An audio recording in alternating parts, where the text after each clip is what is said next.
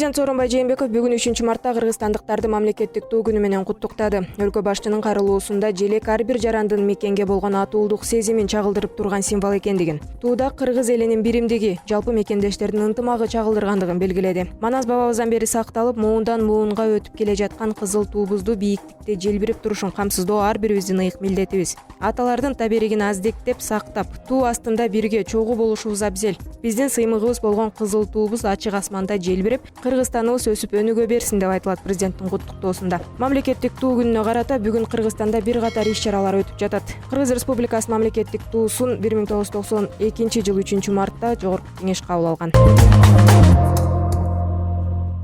Улуттук коопсуздук мамлекеттик комитети тарабынан ыкчам тергөө иш-чараларынын жүрүшүндө 2-мартта Бишкек шаарында өткөн митингдин уюштуруучусу, Жогорку Кеңештин мурунку депутаты Каныбек Оспоналиев жана активдүү катышуучусу кармалды. УКМКнын маалыматы боюнча кармалгандар жазык кодекстин 39-беренеси жана 309-беренеси бийликти күч менен басып алууга аракет жасоо боюнча шектелип, убактылуу кармоочу жайга киргизилди. Жүргүзүлүп жаткан тергөө иштеринин жыйынтыгында аларга аталган кылмыштарга шектелип жаткандыгы жана башкаргоо чарасы боюнча билдирилет. Учурда сотко чейинки өндүрүш иши уланып жатат. Кечээ 2-мартта Бишкек шаарында мурунку депутат Садыр Жапаровдун тарапташтары митинг өткөрүп, аларды милиция кызматкерлери, атайы багыттагы аскер кызматкерлери кууп таркатышкан. Жогорку Кеңештин мурунку депутаты Каныбек Оспоналиев, Садыр Жапаровдун бир тууганы Сабыр Жапаров, Артыков жана башкалар УКМКга жеткирилген болчу. Ал эми ИИМдин маалыматы боюнча кечээки митинг учурунда 166 адам кармалган. Учурда алардын 162си түшүндүрүү иштерине соң кое берилген.